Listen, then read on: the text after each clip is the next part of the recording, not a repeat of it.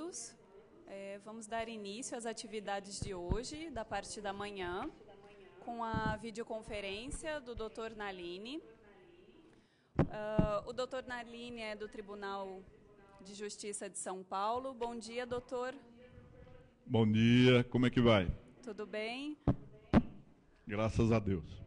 Apenas relembrando, a nossa discussão e debate aqui no Ministério Público está sendo transmitido para todas as comarcas, né? Então todos terão acesso ao debate, ao vídeo, à informação. E, doutor, vamos dar início. Passo a palavra para o senhor. Muito obrigado, é uma honra participar desse encontro. Eu gostaria de estar aí fisicamente, mas as atribuições desse tribunal que se tornou o maior do mundo, e não há mérito nisso, apenas constatação das nossas dimensões. Nós temos mais de 50 mil funcionários, 2.400 magistrados e 25 milhões de processos. É alguma coisa que preocupa. Mas eu não me recuso a conversar com os senhores a respeito desse tema poluição eletromagnética, aspectos regulatórios e jurídicos, porque nós já enfrentamos o assunto na Câmara reservada ao meio ambiente aqui no Tribunal de Justiça. Eu gostaria de fazer de início uma observação a respeito da nossa era. A contemporaneidade, ela está sendo erigida sob o signo do hiper. Há um autor que eu gosto muito, Gilles Lipovetsky, que fala da sociedade pós-moralista, da sociedade hiperconsumista, e ele enfatiza bastante isso. Nós ouvimos com frequência as expressões hiperconsumo, hipervelocidade, hiperconectividade e hiperdesperdício. A existência superlativa, ela tem uma ambição insaciável, sempre mais. É a era da abundância, mais bens materiais, mais orçamento, mas também mais felicidade, mais prazer. O céu seria o limite? Não, parece que o limite é o meio ambiente. O custo de um mundo hiper é uma exagerada demanda por matrizes energéticas. E como é que nós obtemos essas matrizes?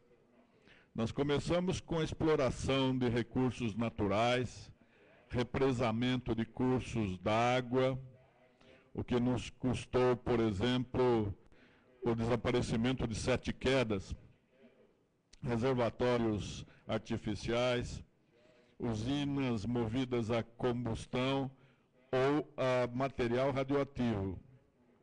Tudo isso tem um significativo impacto sobre o combalido patrimônio ambiental. E nós paramos por aí? Não. O evidente apelo ao risco de danos coletivos não sensibiliza o individualismo exacerbado.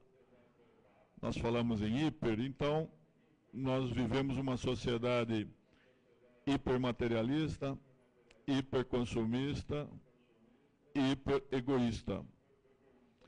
Quem é que se importa, por exemplo, com os impactos socioambientais da usina de Belo Monte? O que significa, para a maioria dos brasileiros, a perda da biodiversidade, o alagamento de cemitérios indígenas, o deslocamento de populações extrativistas.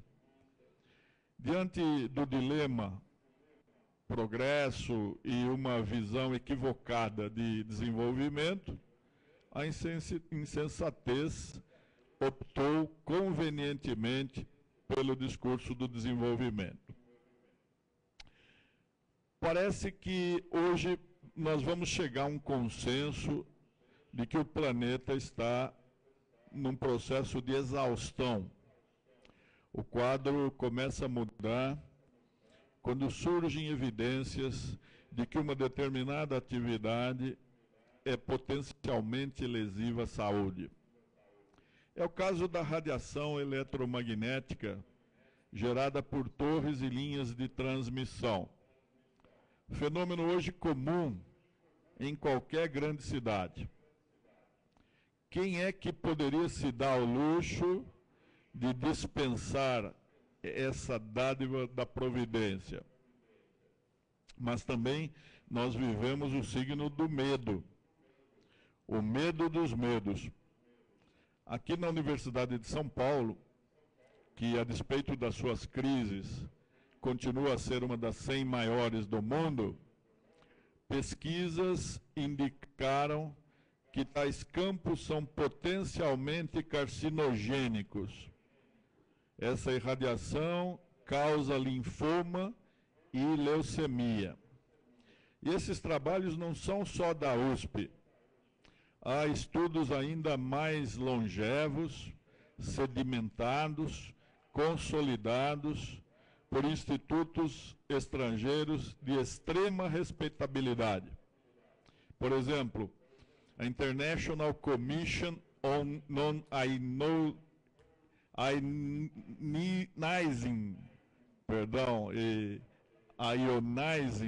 Radiation Protection dos Estados Unidos, a National Radiological Protection Board da Inglaterra, a Health Council of the Netherlands da Holanda. Todos têm medo dessa doença maldita. E não é especulação. Todas as pesquisas apontam que os efeitos da exposição e da radiação não ionizante ainda não são completamente conhecidos.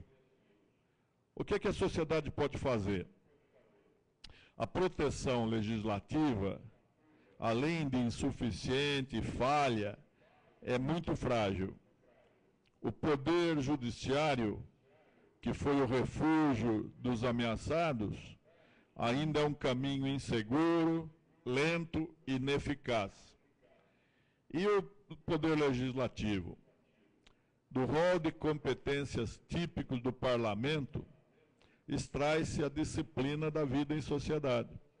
Aliás, na formatação da separação de poderes, levada a efeito por Montesquieu, o legislativo seria o poder prioritário, o mais relevante, aquele que estabelece as regras do jogo. Mas não neste caso. O vazio normativo é um exemplo eloquente de que a produtividade do legislador nem sempre é de qualidade. O fetiche da lei, principalmente em democracias heterodoxas, como a do Brasil, é sempre seletivo e casuístico. E o Poder Executivo? Tampouco administrador se inclina à regulação do tema pela via das políticas públicas e do exercício do poder fiscalizatório que lhe cabe. Nós tínhamos grande esperança nas agências reguladoras, órgãos de controle ambiental, toda uma rede burocrática colocada à disposição do Estado, mas pouco ou nada é feito. Então resta a sociedade civil, a frágil e jovem democracia brasileira ainda não logrou êxito em se constituir como arena de debates. A esfera pública move-se pelo impulso do casuísmo, que também motiva as instâncias do poder. Um jornalista venezuelano, chamado Moisés Naim, escreveu recentemente um livro instigante. Chama-se O Fim do Poder. E ele salienta que nós estamos sob a incidência de 3 revoluções. a Revolução do Mais, que coincide a era hiper do Gilles Lipovetsky. Para nós do Judiciário, ela se traduz nesse inacreditável número de 100 milhões de processos para uma população de 202 milhões de habitantes, o que fornece ao mundo a sensação de que o Brasil é a nação mais beligerante sobre a face da Terra. A segunda revolução é a revolução da mobilidade. Não apenas a mobilidade física, que permite que nós nos transportemos como pessoas para qualquer parte do planeta com facilidade, mas o uso até abusivo das redes sociais, que nos propiciam conversar com pessoas em qualquer canto do planeta, ao vivo, a cores, online e instantaneamente, assim como nós estamos conversando agora. Pois essa mobilidade, ela causou fenômenos como a ocupação de Wall Street, como a Revolução da Primavera Árabe. E aqui em São Paulo, nós estamos experimentando a capacidade instantânea de mudar passeatas e manifestações em pleno curso, de certa forma, fraudando o que havia sido combinado com as autoridades. Então, a participação social, ela ainda necessita de muito experimento para se traduzir em expressão de democracia direta. Nós temos algum futuro para a participação social? O projeto político-jurídico da Ordem Fundante de 1988 é muito claro em asseverar que todo poder emana do povo.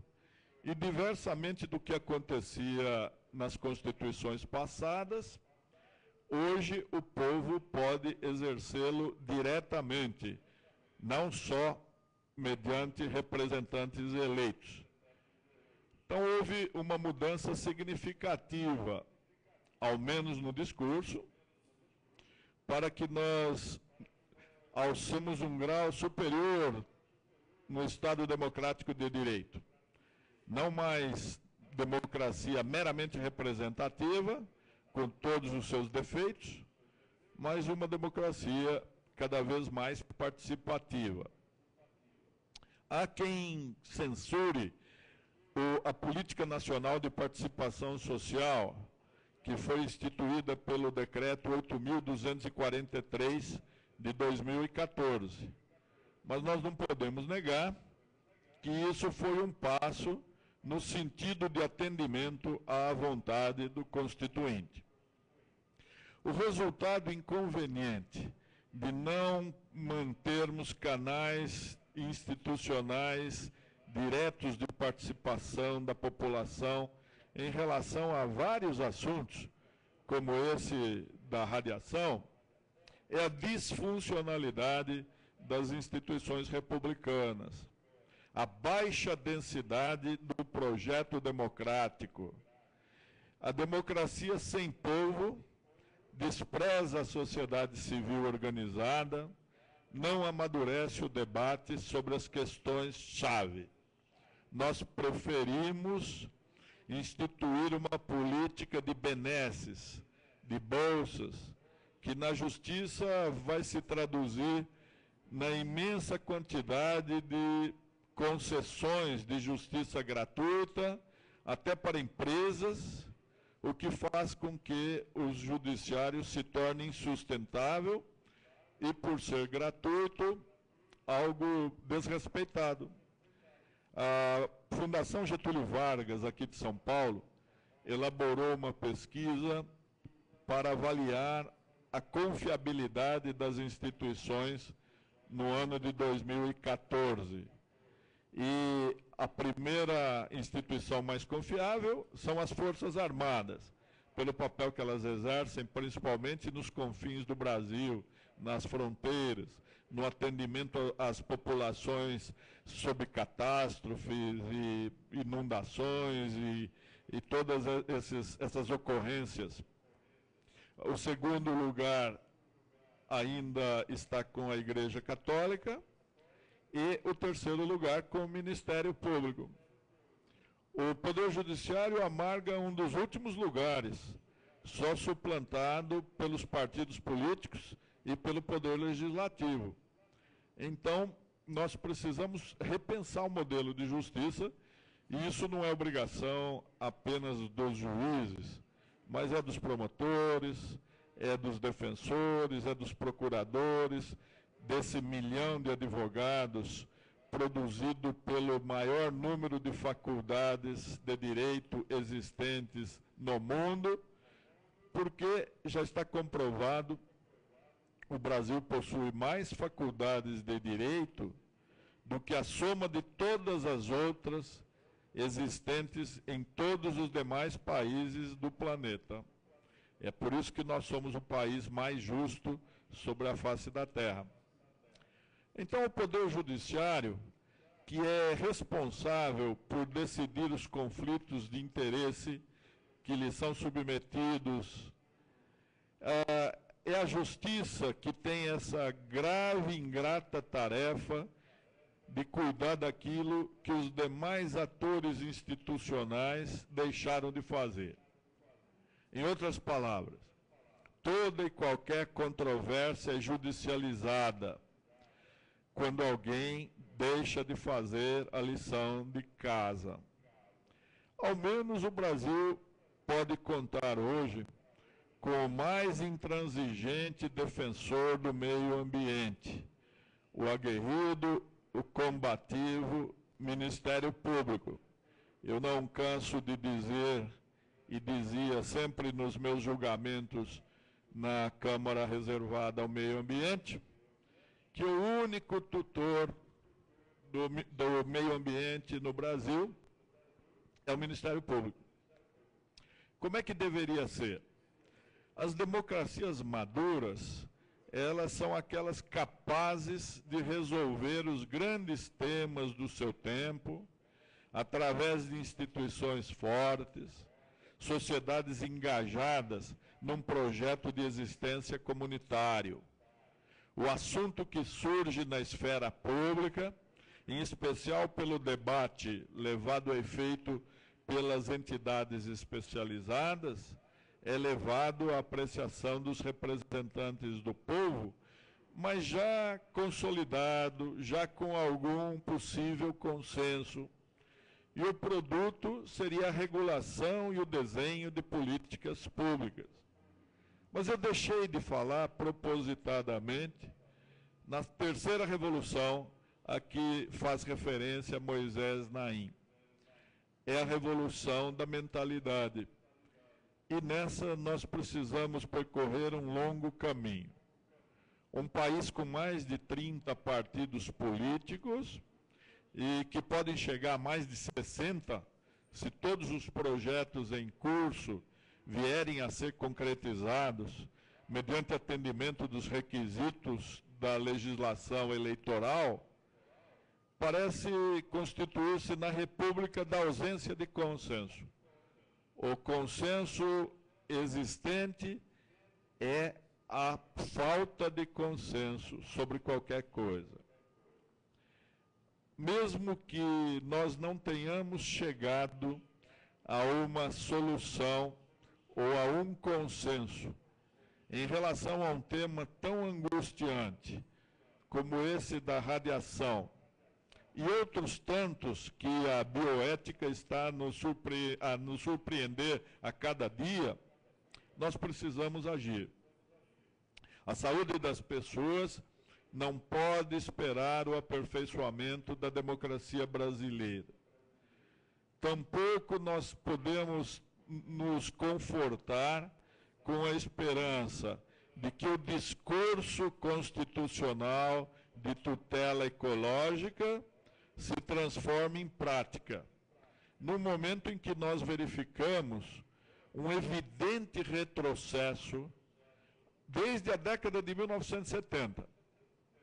O Brasil participou ativamente da elaboração do relatório Brundtland, ajudou a elaborar o conceito de desenvolvimento sustentável.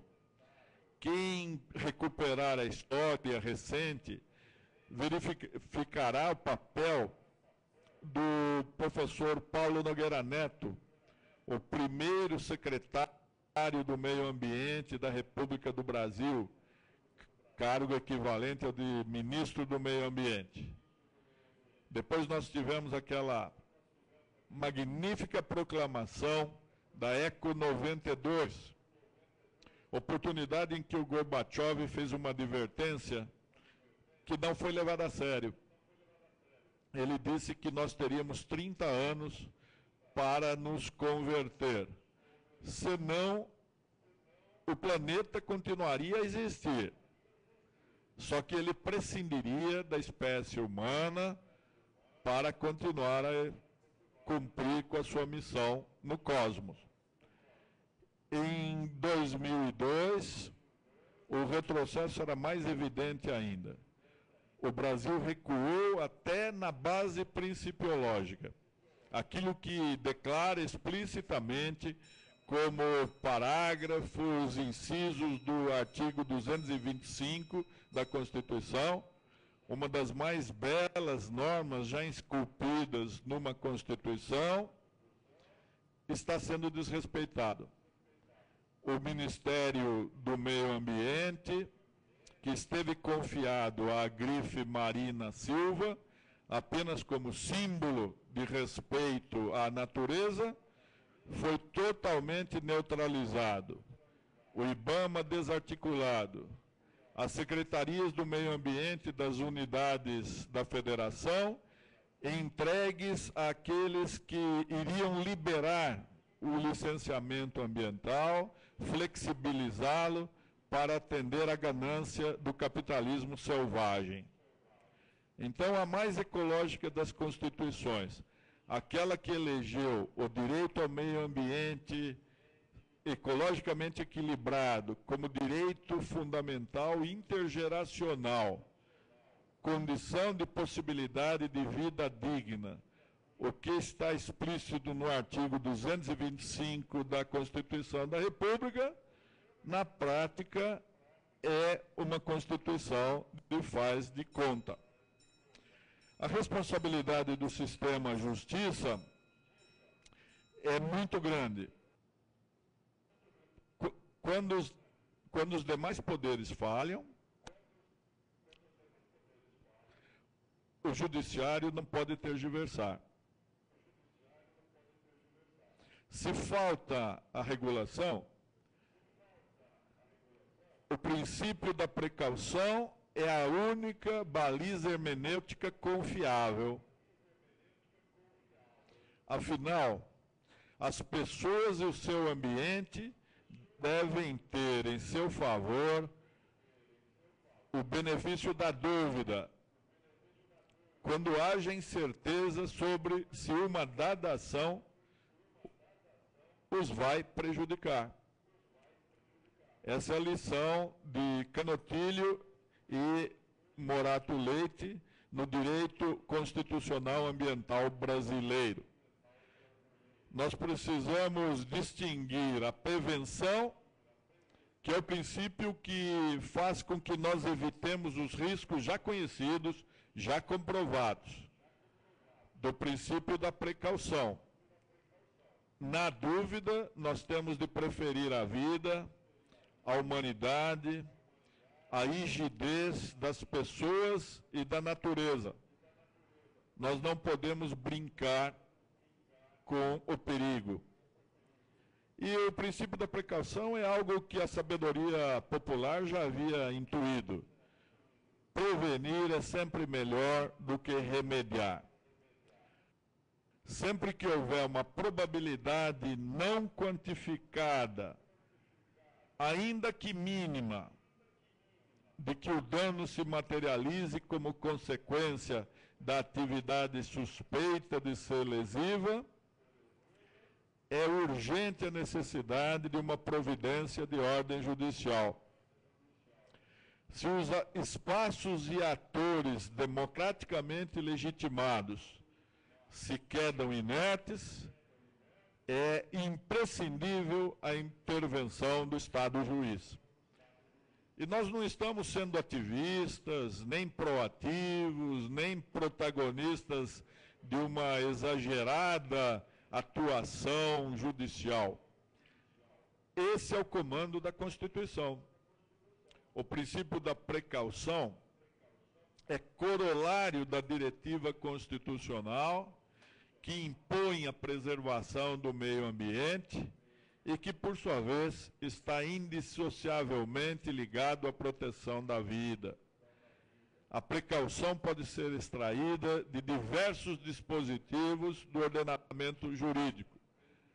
Além de ser princípio fundamental da ordem fundante, está no artigo 15 da Declaração do Rio sobre o Meio Ambiente, artigo 54, parágrafo 3º da Lei Federal 9.605 de 98 e no próprio artigo 225 da Carta da República. A resposta que nós temos dado é assumidamente precária.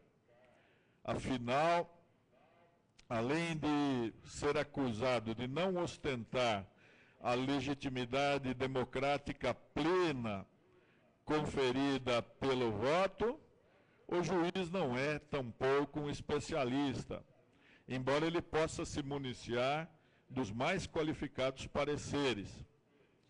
Como o juiz pode decidir se o nível de exposição deve ser 1 microtesla ou 83,3 microtelas, como pretendem as empresas interessadas na defesa dessa radiação? Isso não desqualifica, porém, a resposta judicial. Ela é ainda a resposta possível diante da imperfeição e das idiosincrasias do projeto de nação brasileira. Eu tive a oportunidade de relatar uma questão idêntica numa apelação civil julgada pela Primeira Câmara Especial do Meio Ambiente, hoje chamada Primeira Câmara Reservada ao Meio Ambiente. É a apelação civil 679, 208, hífen 5/500, plenamente disponível para acesso por todos os que se interessarem. Ali eu tive a oportunidade de ver prevalecer a tese que incide sobre a hipótese e princípio da precaução. Eu não quis correr o risco de estar errado e pôr em perigo a vida de uma coletividade. É lógico que há implicações. O juiz é acusado de frear o progresso, de impedir que a nação brasileira ocupe um espaço privilegiado no rol das nações mais desenvolvidas do globo. Mas isso faz parte dos riscos da carreira da magistratura. Não se predestina o magistrado ao incômodo de dormir assombrado pelos fantasmas dos cadáveres produzidos pelo capitalismo desregulamentado, pelo capitalismo infrene, cruel, bárbaro, insensível, cego e surdo, a falta de inclusão concreta numa nação tão heterogênea como é o Brasil. O ambiente regulatório de faroeste do Brasil não é apto a justificar o perecimento de vidas humanas. De qualquer forma, eu não tenho monopólio da verdade. Outros mais sábios poderão afrontar o risco de decidir de outra forma. Entretanto, tenhamos fé, tenhamos esperança. Não recusar a democracia é um passo fundamental. Se o setor produtivo deseja regular determinado tema conforme o seu interesse, que comprove a viabilidade de sua proposta na arena em disputa, que é a esfera pública. Ao Estado caberia garantir idêntico acesso a outros atores, especialistas, associações de bairro, cidadãos, até mesmo os fundamentalistas, os chamados xiitas ecológicos, os ecochatos. O Supremo Tribunal Federal, na sua nova composição, ele já mostrou ser sensível às audiências públicas, uma forma de tentar ouvir aqueles que querem se manifestar. O que está em jogo é o futuro da civilização brasileira. Nós precisamos discutir qual o modelo de desenvolvimento que nós queremos. Não custa lembrar de que se todos os chineses insistirem no padrão de vida e consumo de um cidadão norte-americano, o planeta já estaria condenado à morte. E também refletir, é a abundância de bens materiais que determina o grau de desenvolvimento de uma nação? Vários profetas disseram, nas proximidades do início do terceiro milênio, que começou tão turbulento. Aliás, eu gostaria de saber como é que a posteridade vai analisar este momento que nós estamos vivendo. Mas esse debate está no horizonte, ele obriga a uma tomada de consciência por parte de toda a comunidade jurídica, aquela que tem obrigação, por profissão, de ser ética, de concluir que não há verdadeiro progresso sem progresso moral e que o século XXI ou será um século moral ou ele poderá ser o último século da história da humanidade. Enquanto esse debate não se concluir, e não há prenúncio disso, o Poder Judiciário não fugirá a se pronunciar. Dentro do pluralismo, como é adotado pela Constituição de 1988. Os instrumentos normativos e doutrinários disponíveis já são suficientes para que o juiz efetue as suas escolhas, e eu tendo por aquelas que priorizem o meio ambiente, a saúde pública, o direito à vida.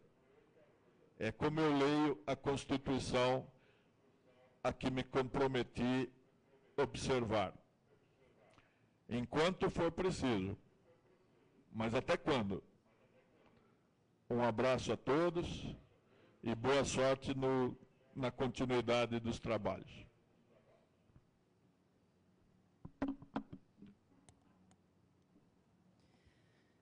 Doutor Nalini, eu agradeço a brilhante explanação que nos foi dada nessa manhã, nos demonstrando mais uma vez a importância que temos como sociedade em pensar na saúde coletiva, no meio ambiente, né, e adequar as nossas atividades com relação ao princípio da precaução. Nessa casa, no Ministério Público, destacou também o papel fundamental dessa instituição e do Poder Judiciário, frente às demandas, né, da população que têm sido tão judicializadas. Eu agradeço mais uma vez e, diante do tempo, passo a palavra para debates. Vai ser passado o microfone Eu só peço que falem não muito perto, não muito longe e pausadamente, para que a gente possa dar entendimento pela videoconferência para o doutor.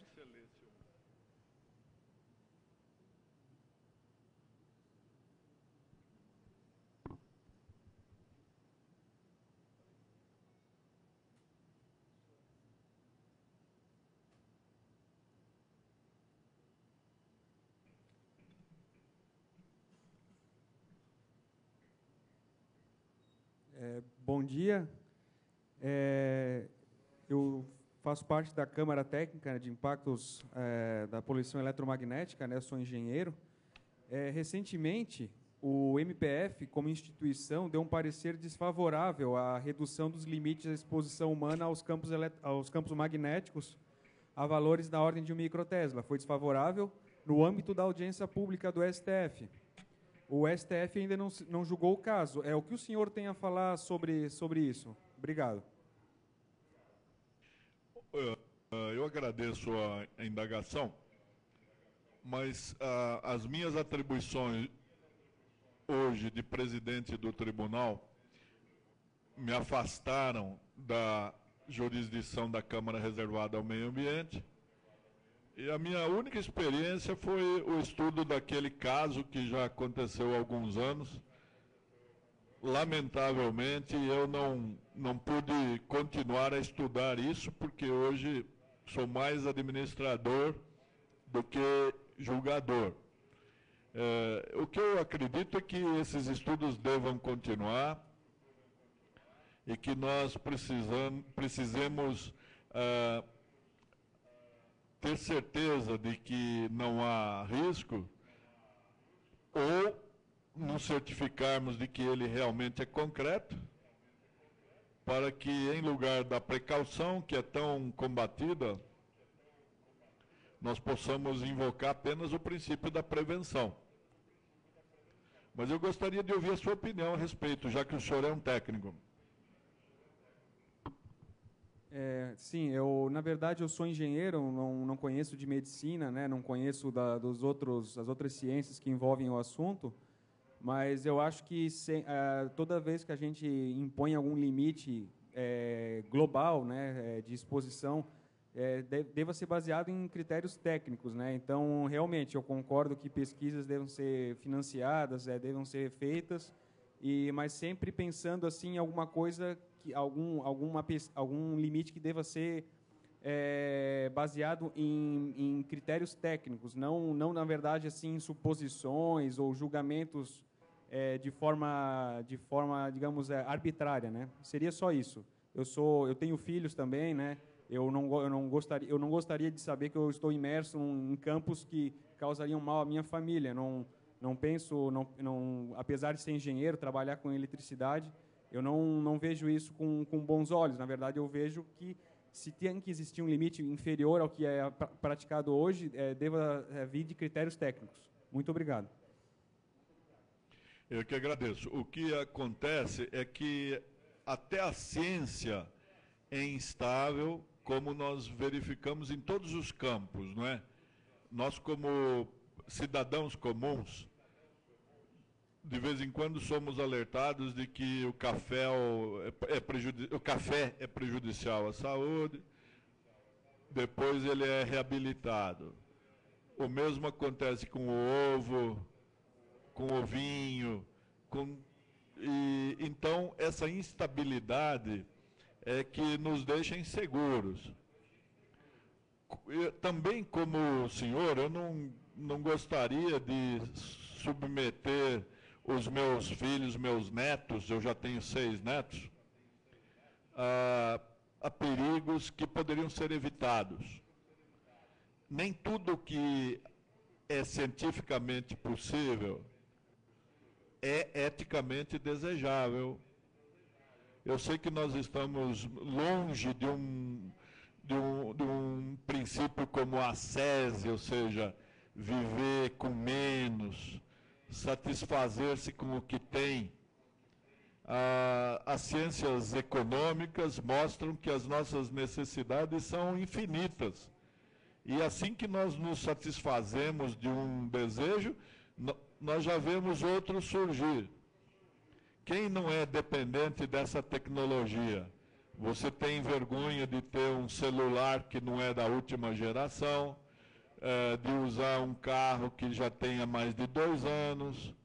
E nós somos servos dependentes da publicidade e do consumo. Há quem veja isso como algo saudável, porque faz o empresariado caminhar e o capital mudar de mãos, mas eu vejo com certa preocupação. Cada vez mais eu tendo a acreditar nos gregos que diziam nada em excesso. Rico é aquele que está satisfeito com o que tem.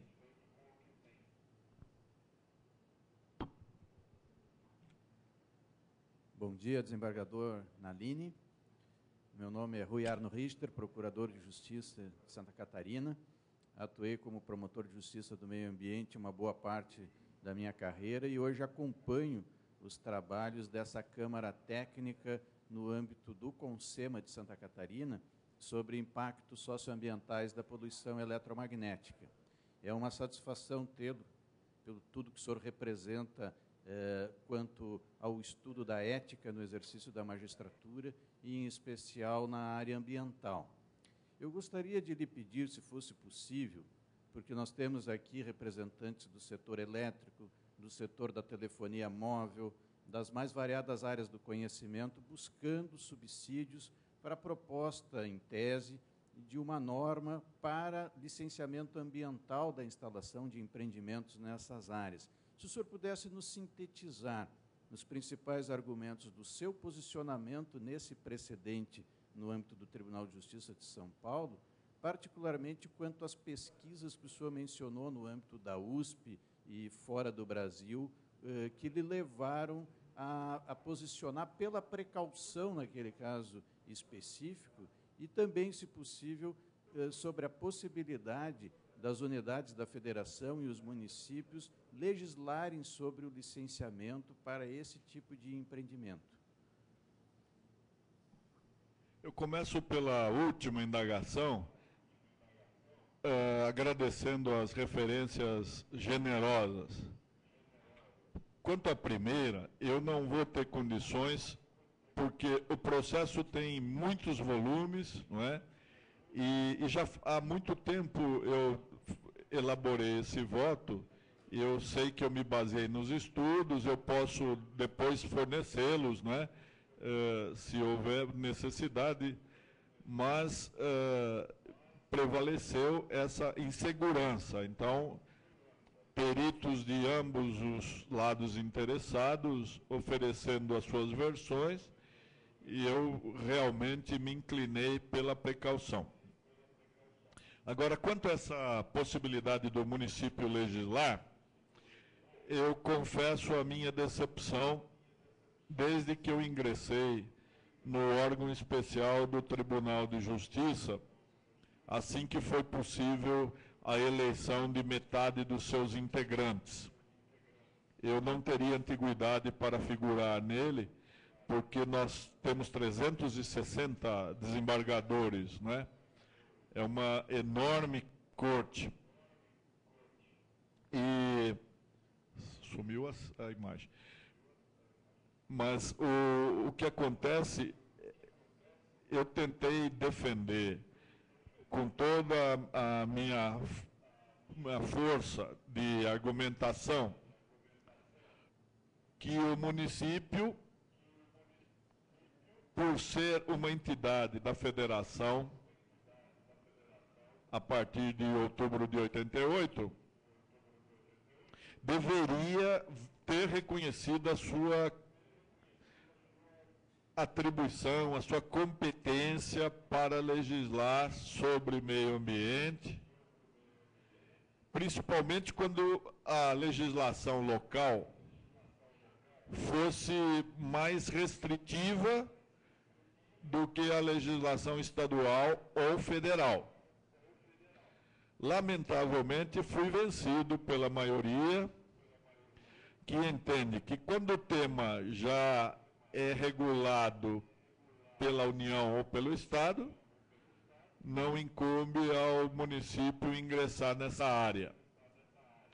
Isso foi terrível para São Paulo, porque nós vivenciamos nos últimos anos uma prática extinção daquela vocação de minifúndios no estado de São Paulo, um estado que foi povoado por imigrantes e que, através do seu trabalho, fizeram o que nós chamamos aqui de sítios, uma propriedade rural um pouco maior do que chácara, mas que era praticamente autônoma. O casal e seus filhos mantinham tudo o que era necessário para a sua subsistência, além de poder comerciar o excesso da produção. Isso nos garantia um atendimento de primeiro mundo em relação a produtos orgânicos, muito bem cuidados e coisas extremamente saudáveis. O etanol fez com que todos esses pequenos proprietários arrendassem suas áreas para as usinas sucroalcooleiras. E São Paulo se transformou num grande canavial.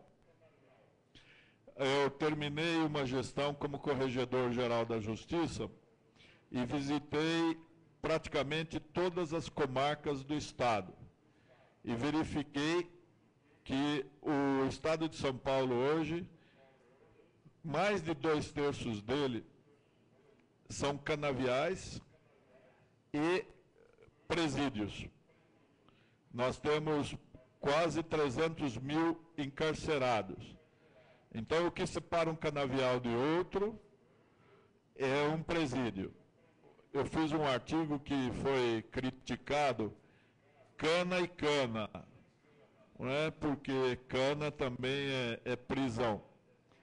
E muitas cidades tiveram a iniciativa de proibir a queima da palha de cana-de-açúcar, e essas leis foram todas elas fulminadas pelo órgão especial do Tribunal de Justiça, sob o argumento de que havia lei estadual a regular o assunto. Essa lei, eufemisticamente, proíbe a queima da palha de cana-de-açúcar, mas gradualmente, até 2030. E eu dizia nos julgamentos que em 2030 não haverá sobreviventes. Mas, infelizmente, essa é a orientação que predomina, porque o processo passou a ser muito mais importante do que a substância. Não se verifica a possibilidade de graduar axiologicamente os direitos fundamentais, porque se isso fosse feito, nós reconheceríamos que o direito ao meio ambiente é de grau imensamente superior ao dos demais direitos fundamentais, porque é um direito titularizado por quem ainda não nasceu. Mas isso é muito difícil de fazer com que a anacrônica formação jurídica possa assimilar. Eu tenho um outro compromisso, eu estou sempre à disposição, se alguém quiser mandar algumas indagações que eu possa responder. Eu lamento ter deixado a jurisdição ambiental, mas eu fui forçado a isso assim que eleito corregedor-geral de Justiça, e depois meus pares me trouxeram a responsabilidade da presidência, então eu tive de me afastar da área. E não tenho tempo, infelizmente, para continuar a estudar. Prometo fazê-lo assim que me aposentar, aí como cidadão brasileiro, sem as amarras da Loman e de outros freios inibitórios que me impedem de fazer tudo aquilo que eu gostaria. Mas eu cumprimento a todos, desejando todo o êxito para esse encontro. É muito importante que nós discutamos, reflitamos e tenhamos coragem de manifestar nossas opiniões. Reitero, não tenho monopólio da verdade, mas estou sempre à procura dela. Obrigada, desembargador. Agradecemos mais uma vez a participação. Damos por encerrado, então, esse primeiro bloco e já passaremos para o nosso próximo bloco de palestras. Eu chamo para compor a mesa a doutora Ellen Cristine Correia Sanches.